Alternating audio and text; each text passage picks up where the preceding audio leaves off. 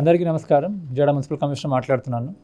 ఈరోజు PGRS Vijayawada main ఆఫీస్లో జరుగుతూ ఉంది. అలాగే 3 జోనల్ ఆఫీస్లో, అలాగే ప్రతి సెక్రటరియట్లో కూడా ప్రతి సోమవారం జరిగే పీజీఆర్ఎస్ నడుస్తూ ఉంది. ముఖ్యంగా టౌన్ ప్లానింగ్ సంబంధించిన విషయాలు, అలాగే ఇంజనీరింగ్ సంబంధించిన కొన్ని డ్రైన్ సమస్యలు, అలాగే వాటర్ ఇష్యూస్ ఇవన్నీ కూడా ఈరోజు దృష్టికి తీసుకురావడం జరిగింది.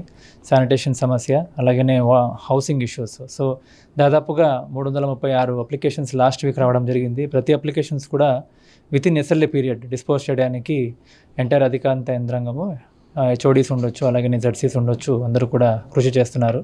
ప్రతి అప్లికేషన్ను, ప్రతి పెటిషనర్ని కూడా సీరియస్గా తీసుకుంటూ ప్రాబ్లం ఉన్న చోటుకెళ్ళి వాళ్ళ ప్రాబ్లమ్స్ని విని మనం వితిన్ టైం సాల్వ్ చేయడానికి ఒక సైంటిఫిక్గా డిస్పోజ్ చేస్తున్నాము. అలాగే ముఖ్యంగా బిహేవియరల్ ఆస్పెక్టు, అలాగే పబ్లిక్ పర్సెప్షన్ పాజిటివిటీ పెంచడానికి కూడా మనం ప్రత్యేకంగా చర్యలు తీసుకుంటున్నాము. ధన్యవాదాలు.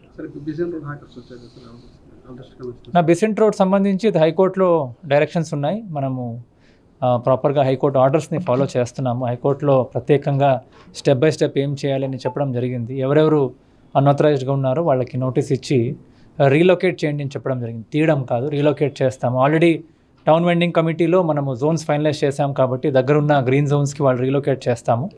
ఉన్నవాళ్ళు కంటిన్యూ చేస్తాము.